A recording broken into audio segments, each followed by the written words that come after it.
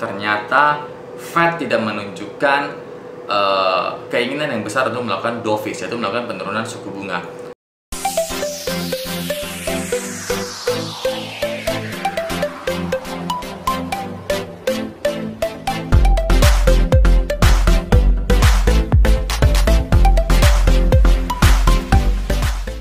Hai guys, kembali bersama saya Sensen Chandra, founder dan CEO dari Ewan Accessories. Oke, Bitcoin dan kawan-kawan sekarang lagi turun parah. Bahkan yang parahnya adalah Bitcoin telah menembus support daripada chart multi-mania. Oke, padahal sehari sebelumnya Bitcoin dan kawan-kawan sempat rally cukup tinggi. Bitcoin naik hingga 5% lebih. Koin-koin lain seperti koinnya Metaverse itu sempat naik hingga 20% lebih. Namun hanya bertahan sehari. Ya, itu dikarenakan karena ketika saat naik itu dikarenakan Fed melakukan pertemuan dan mengumumkan bahwasanya mereka akan menaikkan suku bunga interest itu 0,5% dari yang sebelumnya diisukan akan lebih dari 0,75%. Oke, jadi inilah yang menjadi titik para trader mulai tertarik dengan aset berisiko seperti saham dan kripto. Jadi ketika pertemuan itu, ketika Jeremy Powell, ketua daripada Fed, melakukan siaran pers, ya kan, melakukan siaran langsung, koin-koin langsung naik, saham juga langsung naik. Namun ternyata Fed tidak menunjukkan keinginan yang besar untuk melakukan dovish, yaitu melakukan penurunan suku bunga. Dan pengumuman Fed yang berikutnya adalah bahwasanya Fed akan menaikkan suku bunga pinjaman. Jadi ketika pandemi tahun 2020, Fed menurunkan suku bunga pinjaman untuk mengatasi masalah pandemi ini menjadi 0,25%. Jadi suku bunga pinjaman itu cuma 0,25%, tapi sekarang ini Fed akan meningkatkan suku bunga pinjaman menjadi 2%. Oke, jadi ini juga menjadi pemicu turunnya aset berisiko.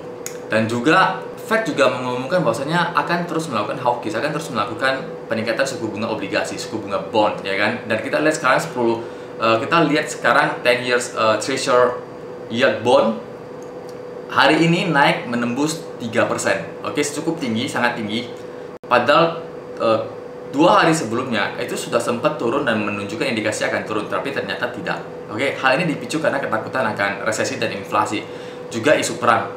Jadi bagi Anda para trader short term, saat ini jangan greedy, oke? Karena banyak hal yang bisa membuat stocks dan koin itu bisa jatuh lebih dalam lagi, ya. Seperti tadi yang saya ngomong, isu perang, penguncian lockdown COVID di China, terus juga ketakutan akan resesi, inflasi. Dan kita lihat sekarang yang naik itu adalah US dollar. US dollar naik dengan tinggi, sedangkan yuan itu turun. Oke, nah jadi banyak hal yang memicu pasar itu tidak stabil.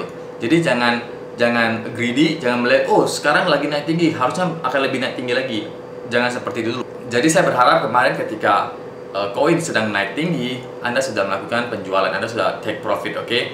Nah, sekarang kita lihat chart Bitcoin telah menembus support multi-mania. Apa yang harus kita lakukan? Nah, seperti video weekly update saya sebelumnya,